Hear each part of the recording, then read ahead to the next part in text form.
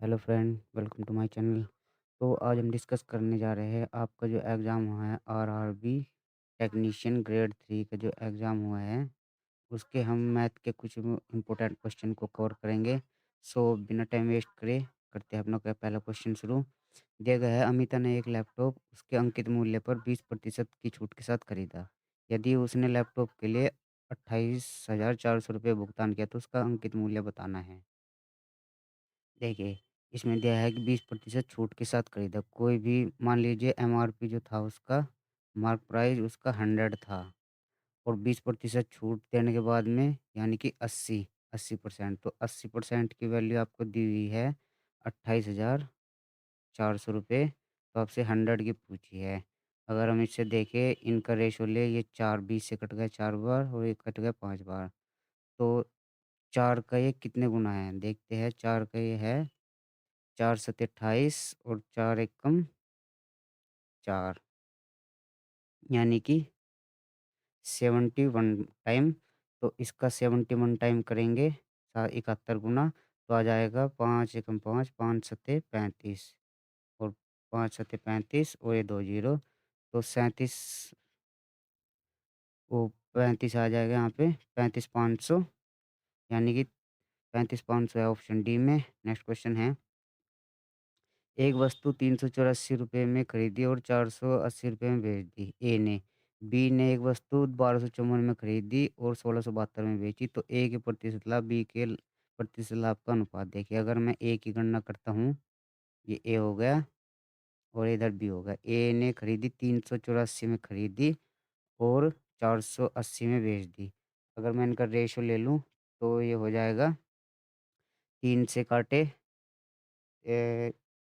ये आ जाएगा 12 से काटे 12 16 से काटे अगर हम 16 30 16 से कट जाएगा ये 16 दूनी 32 और 16 चौका 64 16 तिया 48 और अगर हम 6 से काटे 6 चौक 24 और 6 पंजे 30 यानी कि 4 और 5 यानी कि उसका 4 में खरीदी और 5 में बेच दी। तो इसी प्रकार हम बी में करें। बी का है यहाँ पे 1254 में खरीदी और 1672 में बेच दी।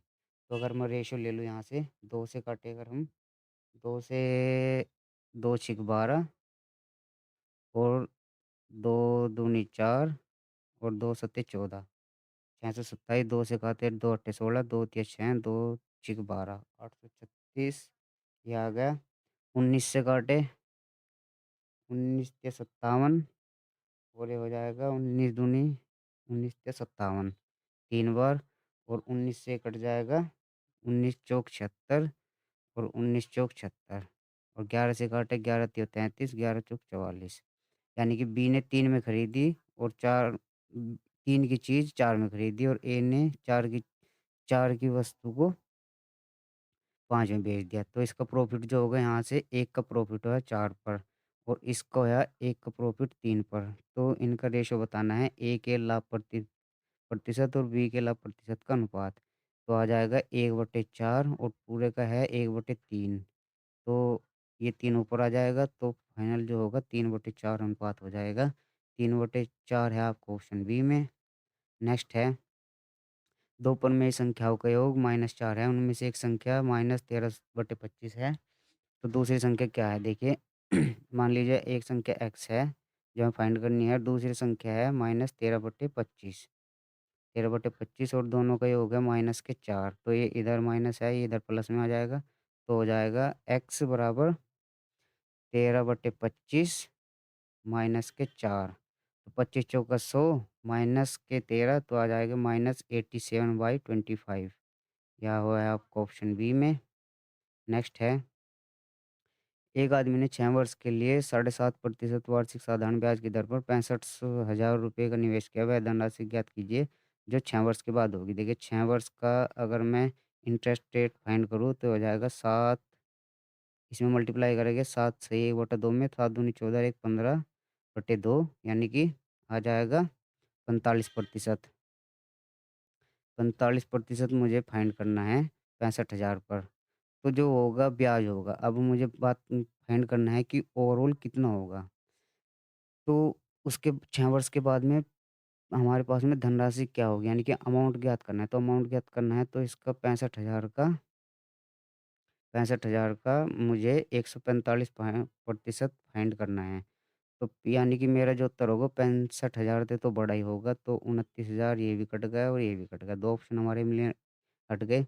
अब बचे आपके 2 ऑप्शन, तो 65 में इसकी मल्टीप्लाई करेंगे तो आपका आ जाएगा 65 में मल्टीप्लाई करेंगे तो इसका आंसर आ रहा है आपका 94,250, यानी कि हो जाएगा आपका ऑप्शन डी सही। नेक्स्ट क्वेश्चन है, नीचे दिए गए आरेख का अध्ययन कीजिए और उत्तर दीजिए। वर्ष 2019 और 21 में कंपनी एक्स है आपकी ये वाली रेड वाली किए गए आयात में कितना अंतर है? 19 में इसका आयात है 135 और 21 में है, सॉरी यहाँ पे जो है ये वाली नहीं है, एक्स है आपकी ब्लू वाली, तो 120 और ये होगा आपका 80, तो इनका अंतर बताना है। 120 और 80 में अंतर होगा आपका 40 करोड़ का, ऑप्शन ए। नेक्स्ट क्वेश्चन है, 15, 10, 12 का चतुर्थ अनुपात। देखिए ये हमें फाइंड करना है, 15, 10 और 12 का ये आपका फोर्थ अनुपात ज्ञात करना है, यानी कि ये होगा आपका एक्स।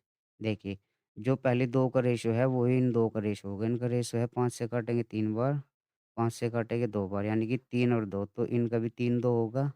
यहाँ पे भी 3 यूनिट की वैल्यू आपको 12 दी है, यानी कि 4 गुना, तो 2 यूनिट की वैल्यू हो गई आपकी, इसका 4 गुना करेंगे तो आपका आ जाएगा 8। 8 है आपका ऑप्शन ए में। नेक्स्ट है, आधार की त्रिज्या और बेलन की ऊंचाई का अनुपात 3 और 4 है। इसका आयतन ज्ञात की। इसका आयतन 38,808 है, तो पाई का मान कितना है? बेलन का व्यास यानी कि रेडियस का 2 टाइम व्यास जो होगा, यानी कि 2r होगा।